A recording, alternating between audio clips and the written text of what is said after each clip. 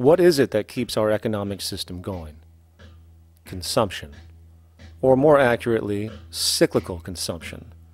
When we break down the foundation of classic market economics, we are left with a pattern of monetary exchange that simply cannot be allowed to stop or even substantially slowed, if the society as we know it is to remain operational.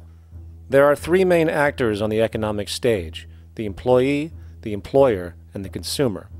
The employee sells labor to the employer for income. The employer sells its production services and hence goods to the consumer for income. And the consumer, of course, is simply another role of the employer and employee, spending back into the system to enable the cyclical consumption to continue. In other words, the global market system is based on the assumption that there will always be enough product demand in society to move enough money around at a rate which can keep the consumption process going. And the faster the rate of consumption, the more so-called economic growth is assumed, and so the machine goes. But hold on, I thought an economy was meant to, economize? Doesn't the very term have to do with preservation and efficiency and a reduction of waste? So how does our system, which demands consumption and the more the better, efficiently preserve or economize at all? Well, it doesn't. The intent of the market system is, in fact, the exact opposite of what a real economy is supposed to do, which is efficiently and conservatively orient the materials for production and distribution of life-supporting goods.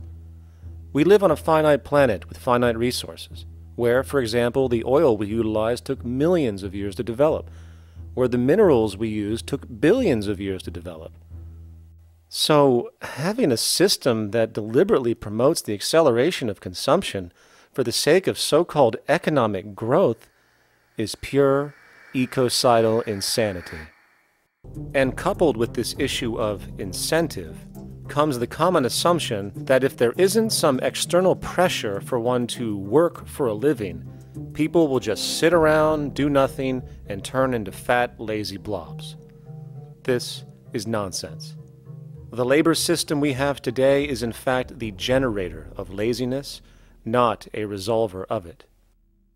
If you think back to when you were a child, full of life, interested in new things to understand, likely creating and exploring, but as time went on, the system pushed you into the focus of figuring out how to make money.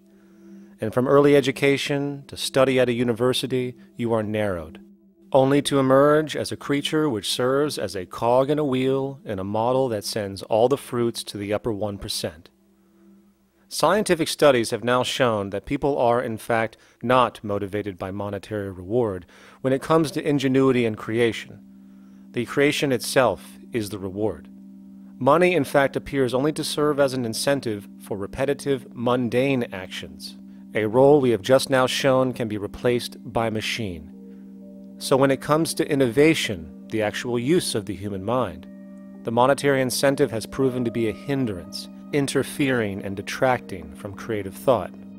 And this might explain why Nikola Tesla, the Wright brothers, and other inventors who contributed massively to our current world never showed a monetary incentive to do so. Money is, in fact, a false incentive and causes 100 times more distortion than it does contribution.